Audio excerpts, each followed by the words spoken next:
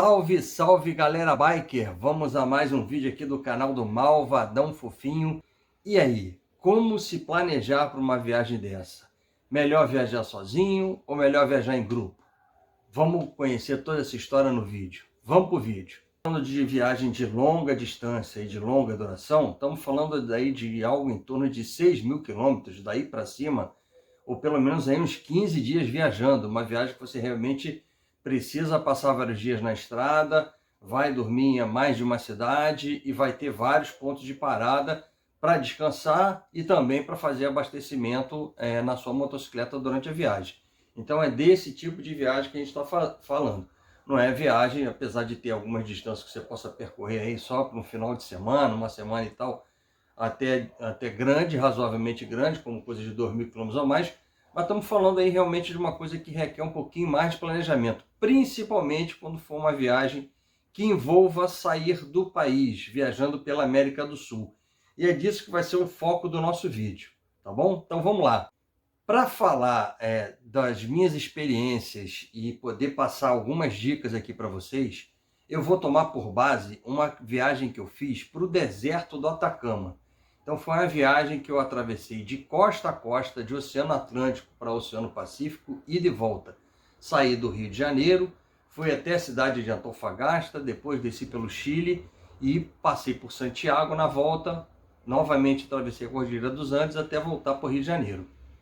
Então, um total aí de 30 dias viajando e pelo menos aí uns 10.000 quilômetros rodando, atravessando a Argentina, atravessando o Chile e também na volta passando pelo Uruguai. É desse tipo de viagem que eu estou falando que precisa de algumas dicas e de algumas informações importantes para você poder fazer um bom planejamento e ter uma viagem de sucesso. Bom, primeiro ponto para a gente avaliar. É melhor viajar sozinho ou viajar em grupo? Aí depende. Vamos ver aí 3 situações. Primeiro, você viajando sozinho. Vamos supor que no meio da viagem você tem uma pane na sua motocicleta ou um furo de pneu que você não consiga resolver por conta própria, porque o furo foi de um jeito que estragou o pneu, enfim, uma situação que você não consiga resolver. Você está sozinho, digamos que esteja em outro país, num local deserto, sem muito movimento e que não pega sinal de celular. Ou seja, você vai ficar numa situação difícil. Você imagina se isso acontece perto de anoitecer, corre o risco muito grande de você passar a noite na estrada, se não aparecer ninguém para que possa te ajudar ou que se prontifique a ir buscar algum socorro para você na cidade mais próxima. Agora, quando você está na segunda opção, que é viajar com pelo menos mais uma, duas, ou vamos botar em um grupo pequeno, de até 4 motos contando contigo, aí já fica uma situação, vamos dizer assim, melhor. O grupo, alguém do grupo vai poder ir buscar algum socorro, você não vai ficar dependendo de passar alguém na estrada e que consegue te dar um socorro mais rápido, a depender da distância da cidade mais próxima. E a terceira opção é você estar viajando com um grupo maior do que 4 motos. Vamos botar aí de 5 motos para cima até umas 10 motos, mais ou menos. Vamos botar em um grupo médio, vou dizer nem grande, mas um grupo médio. Aí tem uma outra questão. Vai depender de um entrosamento muito grande entre os motociclistas que estão participando desse grupo. E principalmente, uma viagem muito bem planejada e muito bem acordada entre todos os integrantes, ou seja, todos eles têm que conhecer muito bem o planejamento, que estradas vão andar, aonde vai parar, que cidade vai dormir, o que vai visitar, enfim. Tudo muito bem planejado, tudo muito bem comunicado, porque não aconteceu comigo, graças a Deus, nunca aconteceu comigo, mas já ouvi relatos, mais de um relato, de que em grupos grandes acaba acontecendo alguns estresses no meio da viagem, com risco até das pessoas deixarem de se falar depois, porque a coisa realmente desandou em termos de entrosamento entre as pessoas, porque o convívio acaba sendo mais longo, você passa vários dias com essas pessoas convivendo, enfim, e aí você pode ter algum problema se a coisa não tiver sido muito bem acordada. Bom, essa questão entre viajar sozinho e viajar em grupo, obviamente que vai de cada um. Eu estou colocando aqui, obviamente, a minha opinião. Essas coisas, novamente, não são verdades absolutas, mas são experiências que eu já tive e que já vi alguns amigos também motociclistas relatando. Então, o que dá mais certo, o que não dá mais certo, mas é a escolha de cada um, tá? Vamos lá. Antes da viagem, o que você precisa se preocupar para estar fazendo depois uma viagem com mais tranquilidade? Primeira questão é a questão da sua moto. Bom, se você está gostando das dicas que a gente está dando aqui nesse vídeo até o momento, não esqueça de dar o seu like. O seu like é muito importante para que a gente tenha mais engajamento aqui no canal da plataforma e que esse vídeo possa aparecer para outras pessoas e seja de utilidade pública para outros motociclistas que estejam na intenção de fazer uma viagem longa, assim como a gente está falando aqui nesse vídeo, tá? Então não deixe de dar o seu like, gostando do nosso conteúdo, inscreva-se no canal. Se você tem algum amigo que está planejando viajar, compartilhe esse vídeo com um amigo, pode ajudar com algumas dessas dicas. E não se esqueça de colocar o sininho das notificações, para sempre que a gente fizer um conteúdo novo aqui, você receber essa notificação desse nosso novo vídeo. Beleza? Vamos continuar no vídeo. Então, em relação à moto, de cara é fazer uma revisão completa, a mais completa que você puder, envolvendo principalmente pneu e freio, questão de freio, óleo de motor, obviamente. Então, se você puder fazer uma revisão que você troque todos os óleos, coloca um pneu novo, pastilhas novas, se você vai fazer uma viagem de longa distância, esse é o ideal. A depender da distância, desse exemplo da viagem que eu falei no início do vídeo, que foi a viagem que eu fiz para o deserto do Atacama, e que no total ida e volta eu rodei 10 mil quilômetros, no meio da viagem eu precisei fazer uma revisão na moto. Tinha concessionária da minha motocicleta num outro país que eu estava viajando? Tinha. Então eu consegui fazer lá. Mas pode ser que não tenha uma concessionária do fabricante, você não acha uma oficina confiável, ainda mais no exterior. Então é ideal talvez você levar algum óleo extra, alguma coisa extra para você mesmo fazer a revisão, fazer uma troca de óleo, enfim. O mínimo para você estar rodando com mais tranquilidade com a sua motocicleta durante a viagem. Uma outra coisa que você tem que se preocupar para a sua moto durante a viagem, obviamente, é na relação do conforto e para levar a sua bagagem. Então você tem que ver se o banco está adequado que você tem na sua moto. É um banco que está adequado para uma viagem de longa distância. Se você está com os alforjes para levar a sua bagagem, com cicibar, com bagageiro, se você vai levar garupa. Se o seu banco por garupa também é um banco confortável, enfim. Toda essa questão de conforto é importante, porque é uma viagem longa. Viajar de moto em longos períodos e em longas estradas traz mais cansaço, traz mais fadiga. Então, quanto mais confortável tiver a sua moto, obviamente que a sua viagem vai ficar melhor. Bom, e como planejar a sua bagagem? Eu diria o seguinte, uma boa dica aí que eu já vi que funciona, principalmente em relação às camisas. Se você levar principalmente camisas do tipo dry fit, são camisas que são fáceis de lavar, e que você de um dia para o outro coloca, lava e bota para secar, no dia seguinte já está seca, é o ideal, porque você não precisa ficar levando muitas camisas, que a camisa acaba ocupando muito lugar na bagagem. E um item de cada coisa que você queira levar, um tênis, um chinelo, um short, uma bermuda, enfim, um item de cada um desses aí para viagem, porque não precisa ficar variando tanto, porque você precisa fazer uma bagagem minimalista. Você está viajando de moto, você vai ter que ter menos bagagem. E as outras coisas que não dá para ser um item só, você também planejar no meio da viagem, ou numa cidade, ou se em algum lugar que você estiver alugando, tiver a estrutura para poder lavar roupa, você planeja de no meio da viagem lavar a sua roupa e ter novamente todas as roupas limpas para aquela metade da viagem em diante. E aí você não precisa levar roupa para a viagem ou pensando no período todo da sua viagem. Digamos que uma viagem vai durar 30 dias. Planeje os itens que você precisa realmente estar trocando no dia a dia, para coisa assim de uns 15 dias ou 10 dias que seja, dependendo do tempo que você vai levar para viajar. E que você possa lavar no meio da viagem. Essa é uma dica muito boa. Eu acho que usando isso você diminui bastante a quantidade de coisas que você precisa levar na sua bagagem. Uma outra coisa que você precisa planejar são os equipamentos que você vai estar levando para a sua viagem. Equipamento que eu digo, equipamento pro motociclista, tá? Então assim, casaco e calça com proteção. O que são proteção? Então as proteções de ombro, de cotovelo, laterais na calça que a gente tem também. Alguma coisa de protetor de coluna, eu costumo usar aqui um protetor da lombar, dá um conforto e ajuda a proteger também. Esses são itens importantes.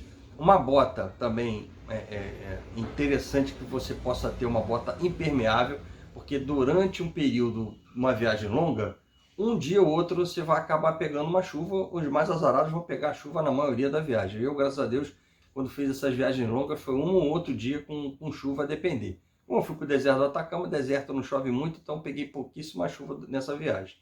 Mas é sempre bom levar uma bota impermeável, porque aí te dá um conforto de não ficar com o pé molhado. Pé molhado, se tiver um lugar com frio, é um desconforto muito grande. Então, se tiver uma viagem longa dessa, uma bota impermeável, é o ideal que você tenha. Em relação à roupa com proteção, casaco e calça com proteção, se forem impermeáveis, melhor ainda. Mas caso não tenha essa casaco e calça impermeável, não esquecer, obviamente, de levar a capa de chuva.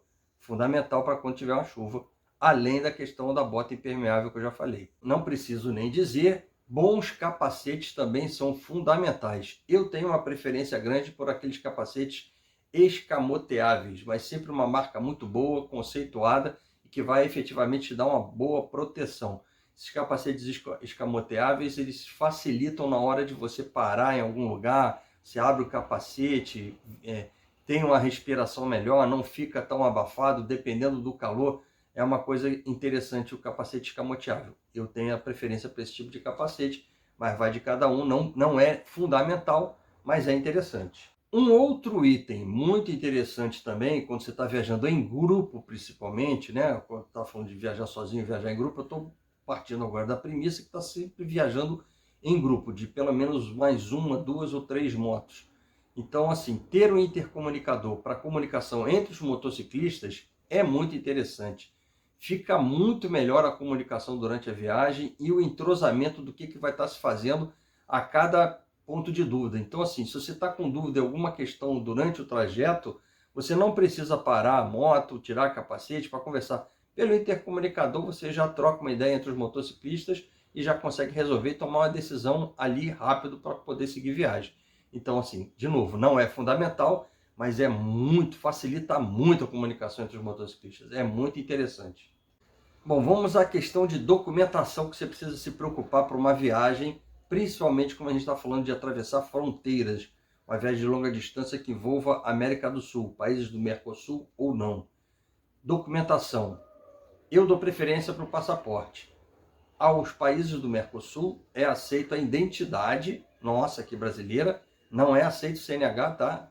Refrisando, não aceita a carteira de motorista como documentação para você passar na fronteira. A sua CNH serve como habilitação para você dirigir no exterior, mas para passar na fronteira, o documento de identificação tem que ser o seu RG, a sua identidade, e que tenha validade de pelo menos 10 anos, não tenha sido emitido há mais de 10 anos. Então, o ideal é o passaporte. Então, se você tiver passaporte, leve o passaporte preferencialmente. Para entrar em países aqui da América do Sul, países do Mercosul principalmente, é exigido um documento chamado Carta Verde. Então, você vai ter que providenciar esse documento quando estiver entrando em países como Argentina, como Uruguai, como Paraguai. Países como Chile, já é exigido um outro seguro, que é o chamado de SOAPEX. Tanto o Carta Verde quanto o SOAPEX, eles são seguros que equivalem ao nosso DPVAT aqui no Brasil. É um seguro obrigatório para quem está andando de carro. Se você estiver andando, se você não estiver atravessando a fronteira de carro nem de moto, mas a gente está falando aqui de viagem de moto, você vai precisar do Carta Verde e, se estiver indo para o Chile, do SOAPEX. São exigidos, se você for parado, eles vão te exigir que você tenha esse seguro para rodar dentro desses países. Se a sua viagem incluir a Bolívia, tem uma outra situação específica na Bolívia, que você tem que fazer uma declaração jurada de uso do veículo no exterior, ou seja, de uso no veículo dentro daquele país. Isso geralmente você faz na fronteira. Quando você está passando na fronteira, os caras fazem, verificam o teu passaporte, veem toda a tua documentação e te autorizam a entrar no país. Mas você tem que estar preocupado de fazer essa declaração jurada, que nem sempre é no mesmo lugar em que você está fazendo ali a partir de imigração para poder entrar no país. Se você for, a polícia te pedir, no meio da sua viagem dentro da Bolívia, esse documento, dessa declaração jurada, e você não tiver, eles podem apreender o seu veículo alegando contrabando. É isso mesmo, apreendem o seu veículo alegando contrabando. Então, muito cuidado quando for entrar na Bolívia, não esqueça de fazer essa declaração jurada. Estúdio gravando. Ah, tá. Hã? O que mais você faz na vida agora? Te amar loucamente. Tá gravando tudo isso aqui. Vou botar que eu te amo loucamente no vídeo. E agora vamos ao planejamento em si, em relação à viagem, em relação ao trajeto. O que é importante você ver? Obviamente, eu não vou ser aqui totalmente extenso em tudo, abranger todas as situações, mas vou falar das coisas que eu considero principais. Então, o que você tem que estudar, principalmente, né? Na minha opinião? As estradas, os trajetos, as distâncias e onde tem cidade com estrutura, seja para você se hospedar, seja se você preferir fazer uma viagem de menor custo acampando, mas de qualquer forma não é ideal parar em qualquer lugar, parar em algum lugar com estrutura, então você tem que ver aonde tem a cidade e as distâncias a cada cidade, principalmente quando você está fora do país, e onde tem posto de gasolina. Porque, olha, vou dizer uma coisa para vocês, não é incomum você encontrar um posto de gasolina em países como Argentina e Chile e que não haja gasolina para fornecer. Estão sem gasolina no posto. Aconteceu nessa viagem que eu fiz quando eu viajei para o deserto do Atacama. A sorte que no planejamento a gente sempre deixa uma reserva para que na próxima cidade haja a chance de você poder suprir isso. Então, assim, é muito importante fazer um bom planejamento com essas distâncias e onde tem posto de gasolina. Então, você que conhece bem a sua moto, calcula as distâncias, calcula qual é a capacidade do seu tanque e qual é o consumo de gasolina que a sua moto faz. Então, assim, se você já tem essas informações, você consegue ter uma ideia de quanto tempo você precisa rodar até um próximo posto de gasolina para poder reabastecer. E sempre deixando uma reserva. Nunca deixe chegar próximo do final do tanque. E, de novo, você pode chegar no posto de gasolina e não encontrar gasolina naquele posto para abastecer. Uma coisa muito importante em relação à distância e tempo que você leva para percorrer essa distância é quando você está atravessando fronteira. Então você tem que levar em consideração o tempo que você vai levar na imigração. Tem algumas fronteiras que o tempo não é pequeno. Já vi situações de demorar bastante numa fronteira, tem uma longa fila de gente fazendo imigração, e você perde bastante tempo. Então, quando você estiver atravessando fronteira, você tem que pensar o seguinte: ou você já acorda próximo da fronteira para ser a primeira coisa do dia que você faz, ou se ela está no meio do caminho, você calcula uma cidade bem próxima após a fronteira para você já fazer uma parada. Você pode perder muito tempo e acabar anoitecendo você na estrada, o que não é o ideal de motocicleta. Bom, uma outra coisa importante para todo mundo, né, quando está fazendo uma viagem longa, é a questão do orçamento, distância e tempo. Então, assim, a distância que você quer percorrer, os lugares que você quer conhecer, vai levar em consideração também o tempo que você vai levar, quantos dias, quanto de alimentação, quanto de combustível, quanto de hospedagem, enfim, tudo isso você tem que botar na conta do lápis para ver se está dentro do teu orçamento. Então, a distância que você vai percorrer, o tempo que você vai passar viajando, obviamente, isso aí vai influenciar no teu orçamento de hospedagem, de alimentação, consumo de combustível. E por último, cara, se você conhece gente que já fez esse mesmo percurso que você está querendo fazer, vá lá, pergunte, pesquise no YouTube, veja dicas, o que tem, o que não tem nesse trajeto, qual é o macete que eu preciso estar atento. Essa questão, por exemplo, da Bolívia, de ter essa declaração jurada, que você precisa ter isso para entrar na Bolívia. Um outro exemplo, em Corrientes, na Argentina, no caminho que eu fiz para o deserto do Atacama, depois de Foz do Iguaçu, a primeira cidade que eu parei foi a cidade de Posadas. Ela fica ao norte lá da Argentina, quase fronteira lá com o Paraguai. Depois de Posadas, tem uma cidade que é chamada de Corrientes. Essa cidade de Corrientes, ela tem uma avenida muito larga que você atravessa no meio da cidade para seguir viagem, né? E ela tem uma via marginal e tem a via central. A via central é proibido para motocicleta, só que isso não tem nenhuma sinalização muito clara na cidade. E o cara desavisado de moto que passa nessa via central vai levar multa, vai ter uma dor de cabeça com o pessoal da polícia da Argentina. Então, assim, esse é o tipo da dica que você só consegue pegar, muitas vezes, com quem já viajou. E foi o meu caso. Eu peguei essa dica com quem já viajou, planejei direitinho quando entrei em Correntes de ir todo pela via marginal, só lá no final dela é que você entra para pegar a ponte lá que atravessa o rio Correntes para o outro lado e segue viagem. Então, pergunte, Se você conhece alguém que já fez uma viagem para fora do Brasil, fale do trajeto que você está querendo fazer, pergunte para quem já foi, sempre vai ter uma dica interessante que vai te ajudar a tirar de alguma situação embaraçosa ou alguma situação desagradável que vai trazer um transtorno para a sua viagem, beleza? Bom, gente, eu vou passar aqui agora algumas imagens dessa viagem que eu fiz para o Atacama, para o deserto do Atacama, de ida e volta, passando por Santiago, depois na volta, voltando também novamente por Cordilheira dos Andes, passando ali nos Caracoles, que é conhecido essa estrada atravessando a Cordilheira dos Andes, Los Caracoles, sai na cidade de Mendonça e depois voltei pelo Uruguai e pelo sul do Brasil. Mas foi uma experiência maravilhosa. Uma das melhores experiências andando de moto na minha vida foi subir e descer a Cordilheira dos Andes. Eu tive a oportunidade de fazer isso 2 vezes, uma na ida, outra na volta, em trechos diferentes, em pontos diferentes de fronteira da Cordilheira dos Andes entre o Chile e a Argentina.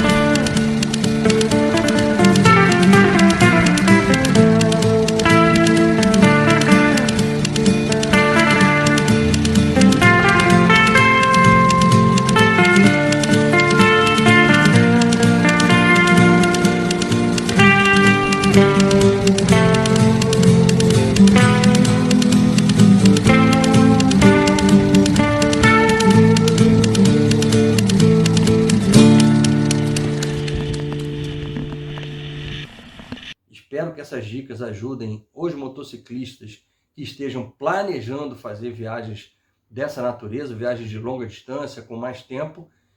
Bom, gente, era isso. Espero que vocês tenham gostado aqui do vídeo, esse episódio aqui do canal do Malvadão Fofinho. Mais uma vez, deixe o seu like se gostou do conteúdo, acione o sininho das notificações e se inscreva no nosso canal, caso você goste do conteúdo que a gente produz aqui. Até o próximo vídeo e boas estradas!